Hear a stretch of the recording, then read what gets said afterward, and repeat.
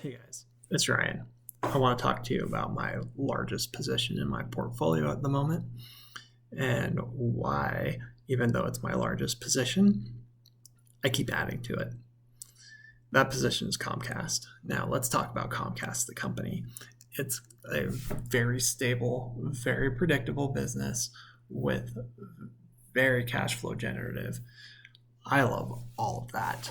And because of that, I was willing to pay a little bit more than what I'm usually willing to pay for a company.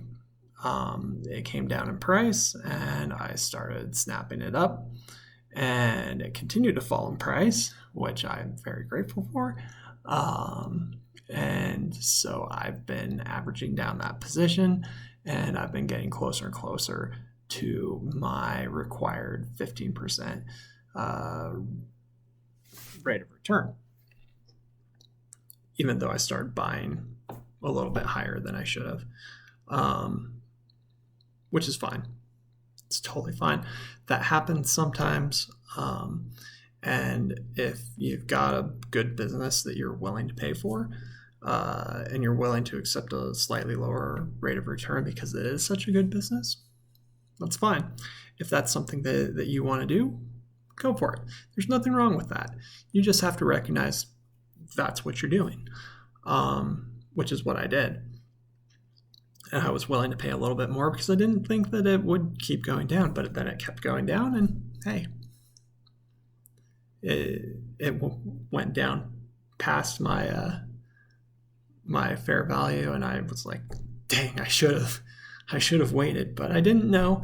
And I said that I was fine paying a little bit more. So I paid a little bit more, and I'm just continuing to average down as it's lower. And I fully expect to get pretty darn close to my fair value that would give me a 15% return, which is great. Totally happy to do that. It's one of the best things about a market crash, really, is that you can average down.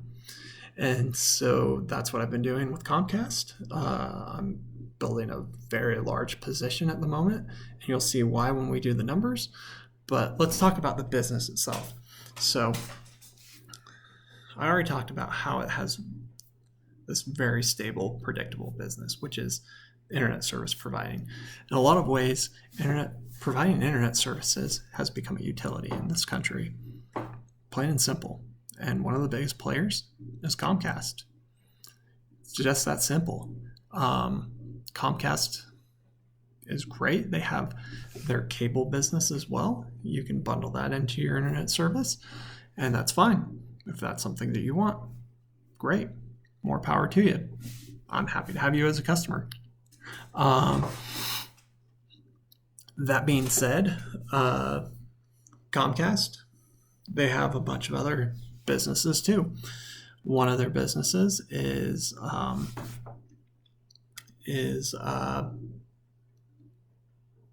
content, right?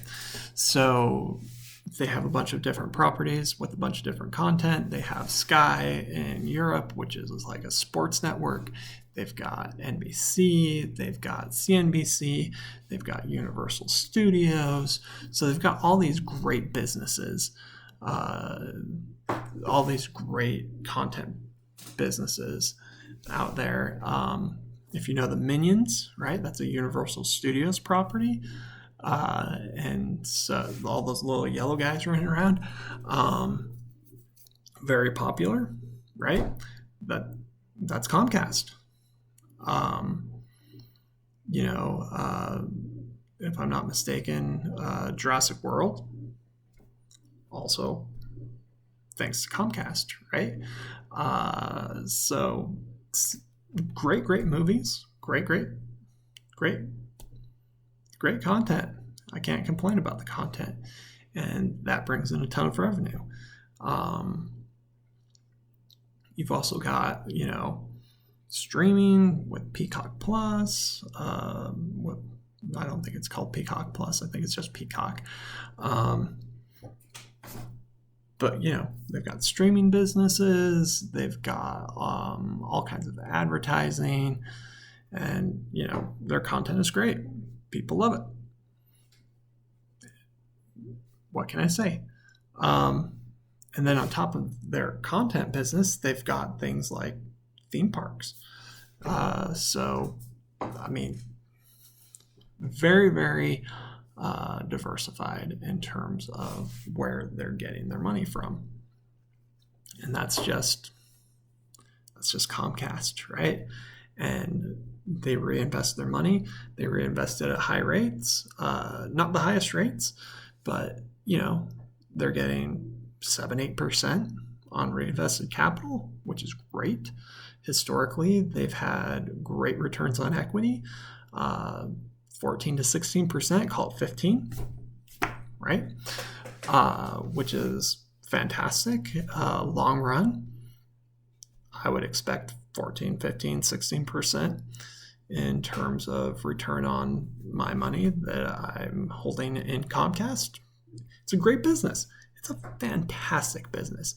The only question then becomes, how much are you paying for this business and what kind of return are you going to expect? Right? That's it. I think it's a great business. And I think actually that this year, 2022, is probably going to be their best year in terms of profits, in terms of earnings per share, in terms of free cash flow that they've ever had, ever. So great business. Looks fantastic. Again, the only question is, how much are you paying for it? So let's do the numbers. So Comcast, they have had $3.58. Don't have my glasses on. $3.58 per share in free cash flow. Now let's use our 15% required rate of return. And they've been growing their free cash flow pretty darn consistently. 10-year compound annual growth rate for free cash flow is 10.4%. 5-year is 13%, and their 1 year is 10.2%. So very consistent. Again, speaking to the quality of the type of business that they're doing. They've just got a very stable, predictable business, right? Which is fantastic. Let's use the 10.4%. It's sort of the middle number of those. We'll let their cash flows grow at that rate. And again, we'll take the terminal value in year 10, we'll let that grow at 4% a year. Discount that back for 10 years. And that's sort of going to be the terminal value of the business. And that's how we come up with that number. And what we end up with is a fair value of $43.09 per share, which is significantly more than the current price, which is $39 a share. It's about 10% less. The current price is currently 10% less, thereabouts, from my fair value estimate, which gives you a margin of safety, right, around the stock. It gives you a nice buffer from the fair value, and so you can buy it, and you're going to make. There's a very, very, very high probability that you're going to make that 50% per year return. Now, I started buying around $50 a share. So let's just plug some numbers in really quick to see where that lands. So that lands at about 13%, right? So if you're willing to get 13% a year. $50 a share makes a lot of sense at that point. You won't have a margin of safety at that point, though, so it could go either way. Again, I was looking at this, I was like, it's a very stable, very predictable business. I have very high confidence in the ability of the management team to not only execute, but that it would be able to survive recessions and all that sort of stuff, and that it would go really, really well for them. And so I didn't feel like I needed that big of a buffer on the fair value price. And I thought, 13% return? Comcast is such a good business, such a stable business, that it's probably going to be rare that I'm going to get that. So I went ahead and pulled the trigger. Right? Fortunately for me, kept coming down in price. Kept coming down, kept averaging in. And that's the way that I roll, right? And because I kept averaging in, because the price kept going down and down and down, it's slowly becoming it became the third largest position in my portfolio, then the second largest position, and now it's currently sitting in the largest position, and I'm making it larger and larger and larger and larger. And I'm fine with that. I'm totally comfortable with that. And like I said, because it's such a stable business, every bit below that fair value of $43 that it goes, the more cushion that I have and the better I feel that I'm probably going to get much better returns than my 15%, right? And that's fine, right? I'm totally happy to do that. I'll buy this all day as long as it's underneath, and I'm happy to do it. And take that in contrast to a Tesla, where it's like, look, I don't have a lot of confidence that they're going to be able to hit the numbers that they're saying they're going to be able to hit, not because I don't think that their management team isn't capable, not because I don't think there's not a lot of opportunities there.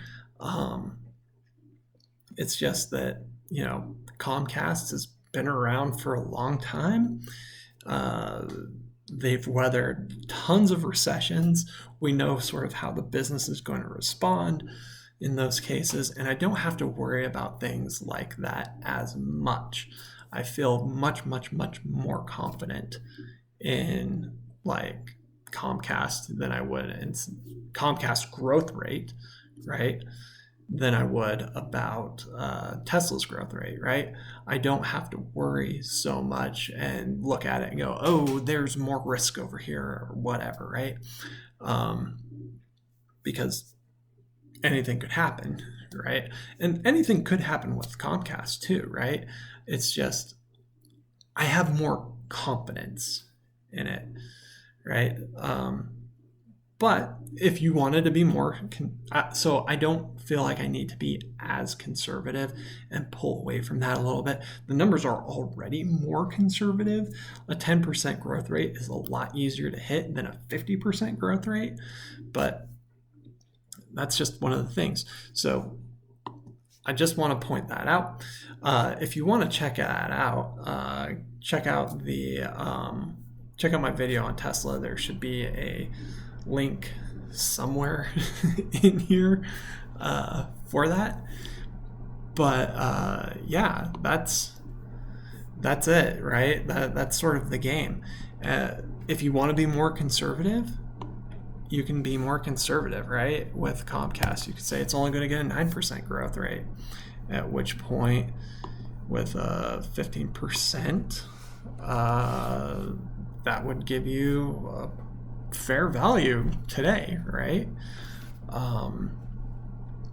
You could go the current price and you could say, oh, I want a 20% rate of return, in which case it's overvalued, right? Again, it's all about what you want, and how conservative you want to be. I feel like because Comcast has such predictable business that you can be a little bit more aggressive with Comcast. And that's the way that I've been playing it. And hey, it's going great for me. I'm totally 100% happy to continue buying Comcast at these prices, and I'm going to continue buying it because at the end of the day, that's going to work, right? I think that if you keep doing that, and you keep buying things at prices that make sense to you, you're going to do well. So that's it. That's my thoughts on Comcast. I think it's a great company. I think it's a great price. Let me know in the comments if you agree. But yeah, we'll talk to you later. Peace out, guys.